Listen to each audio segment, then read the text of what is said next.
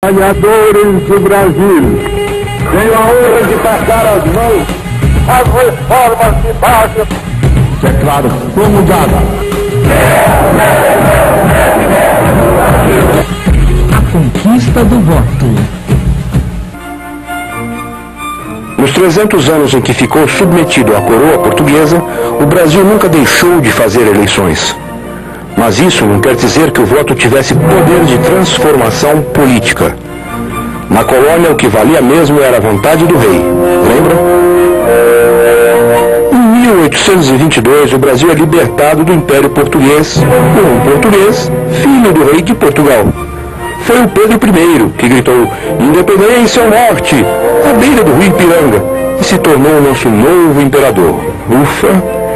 Feita a independência, o novo imperador decidiu que era hora de escrever a primeira Constituição brasileira.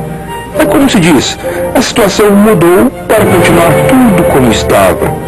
Sabe aquela minoria que mandava no Brasil colonial, a chamada elite portuguesa? Continuou mandando. As novas leis davam direitos políticos apenas a quem tinha, dinheiro, muito dinheiro. Era o censo econômico, ou seja, o cidadão para votar tinha que ter uma determinada renda. Essa renda era quanto? Havia eleitores de paróquia, eleitores de província, deputados provinciais, federais e senadores. O eleitor de paróquia tinha que ter uma renda de R$100 mil.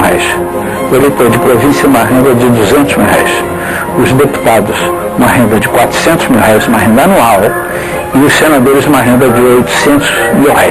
Então, por isso é que o voto era censitário. Em resumo, o poder político do Brasil imperial ficou nas mãos dos mesmos, os ricos. Aliás, dos homens ricos. As mulheres permaneciam à margem da vida política. E esses poucos homens montaram um esquema eleitoral fácil de controlar. Não havia voto secreto, nem voto direto. Era assim. Os ricos de uma paróquia, chamados votantes, escolhiam o eleitor da província e esse eleitor era quem votava nos deputados e senadores. O alistamento eleitoral era feito no mesmo dia das eleições, um emaranhado que dava margem para todo tipo de fraude. Uma das mais comuns era o chamado fósforo. Por que se chamava fósforo? Era o eleitor que riscava muitas vezes. Ele votava aqui, votava no outro, votava na outra paróquia. As paróquias eram relativamente perto, então eles iam votando em todas as paróquias. Não havia título eleitor, chegava lá, né? Era feita, o alistamento era feito no dia, nas igrejas, e portanto não havia fraude. Fraude completa. Isso vai durar o império inteirinho. O primeiro título de eleitor surgiu em 1875, na tentativa de acabar com as fraudes. Mas, como se sabe, não adiantou muito. Uns anos depois vieram as eleições diretas, uma conquista obtida com a chamada Lei Saraiva. E foi essa mesma lei que acabou com as cerimônias religiosas durante as eleições.